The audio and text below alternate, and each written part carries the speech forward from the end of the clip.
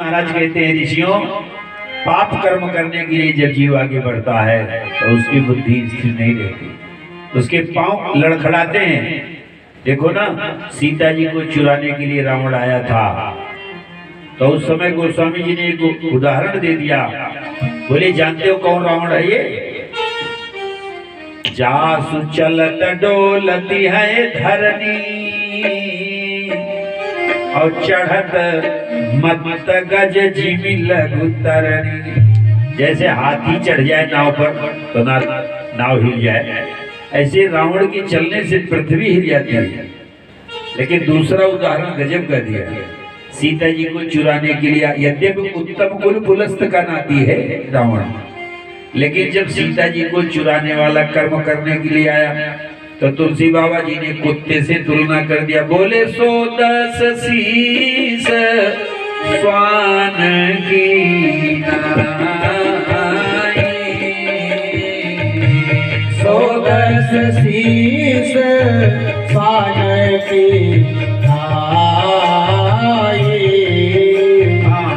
110 शीस स्वान की नाई,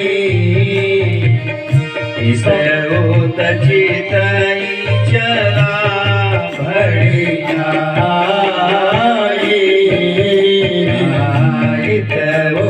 चित चला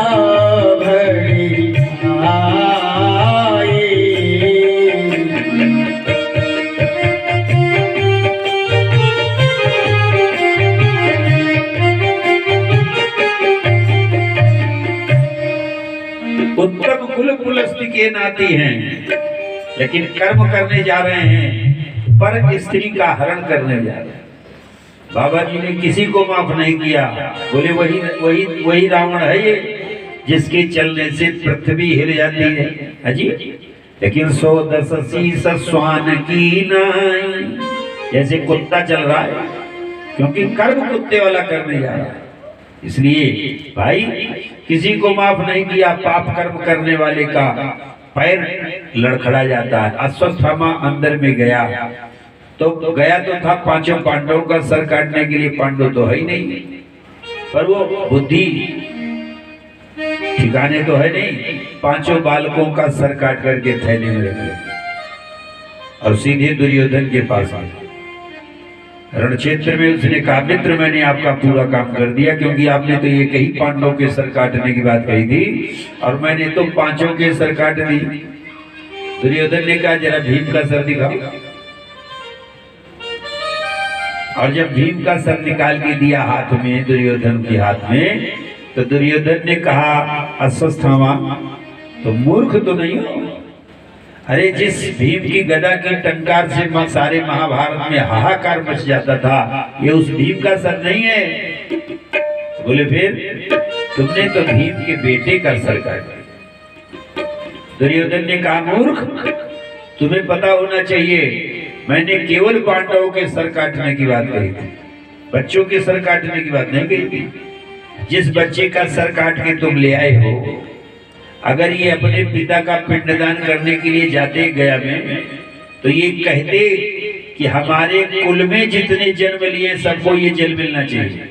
तो जब कुल में जन्म लेने की बात ये करते तो इनका दिया हुआ जल मुझे भी मिलता। बोलो राधा कृष्ण भगवान की जय। इसलिए मैं पुत्र के बल की बात नहीं कही थी, मैंने तो पांडवों के सर की काटने की बात कही, और तुमने तो पांडवों के पुत्रों का वध कर दिया।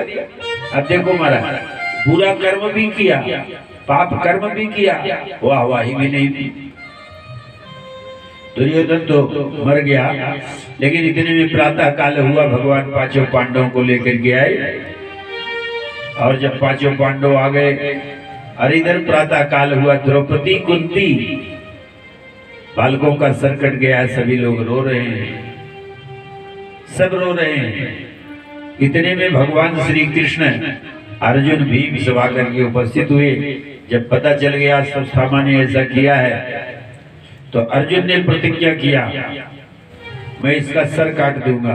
भीम ने भी प्रतिज्ञा किया मार डालूंगा, और सब अर्जुन और भीम दोनों गए अश्वत्थामा को अश्वत्थामा को रस्सी में बांध करके, जैसे पशु को बांध करके लाया जाता है, रस्सी में बांध करके अश्वत्थामा को ले, और जहां पर द्रौपदी रो रही थी वहीं पर ला करके अश्वत्थामा को खड़ा किया।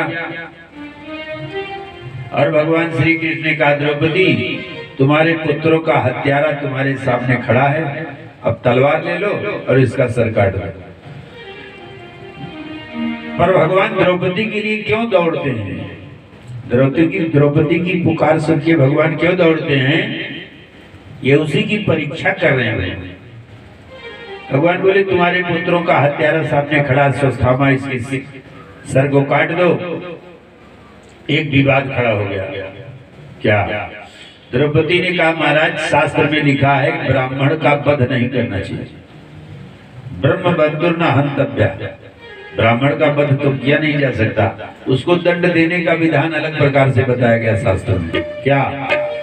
स्त्री अपराध करे तो उसको डंडे से दंड नहीं देना चाहिए, उसका त्याग कर दिया जाए, यही उसका दंड है। ब्राह्मण अगर अपराध करता है तो उसको भरी सभा में अपमानित कर दिया जाए, यही उसका दंड है। वो डंडे से दंड देने का विधान नहीं है, शास्त्र में आदेश है, तो मारने योग्य तो है नहीं। और अर्जुन कहते हैं कि शास्त्र में लिखा हुआ है आतताई है अगर ब्राह्मण भी, तो उसको मार देना चाहिए।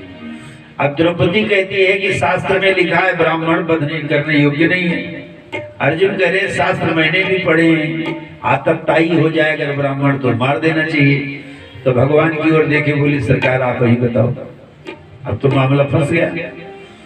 तो भगवान ने मध्य मार्ग में निकाला। क्या? अश्वत्थामा के मस्तक में मणि थी और भगवान ने कहा उसी मणि को निकाल लो, अर्थात इसका तेज निकल जाएगा इसके अंदर से। तो क्या रह जाएगा? अगर तीन चीजें निकल जाएं, आपका वैभव, आपका बुद्धि और आपका बल, तीन चीज अगर निकल जाए तो बताओ शरीर में क्या रह जाएगा? फिर तो आप विक्षिप्त होकर के पड़ेंगे, मरे मरे के समान है। सब समान थे प्राणी, 14 प्रकार के मुर्दे बताए गए। तो श्रीमान जी मणि को निकाल करके अश्वत्थामा को धक्का मार करके निकाल दिया।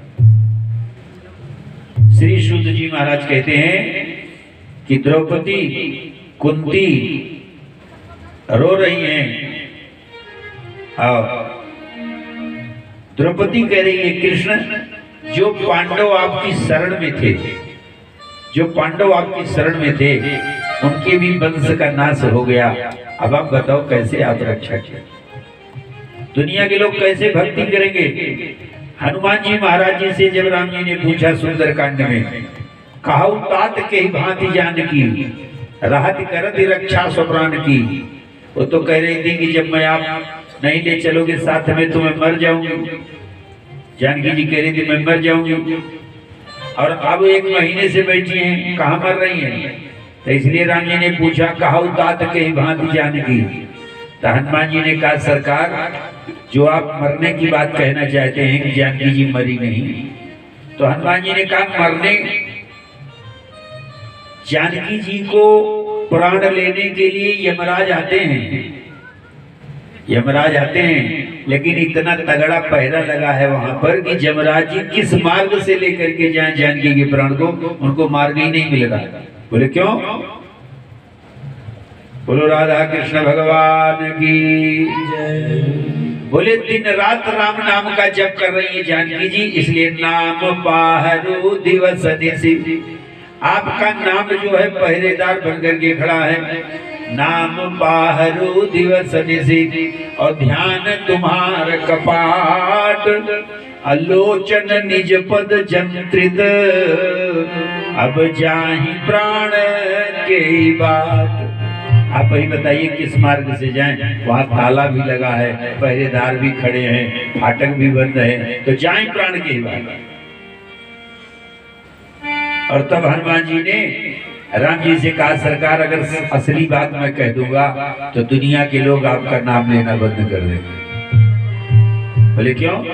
बोले जो इतना राम नाम का जप कर रही है जानकी जी, और उनके ऊपर भी विपत्ति विशाल है, सीता कह अति विपत्ति विशाला, अभी नहीं कहे बल दीन दयाला।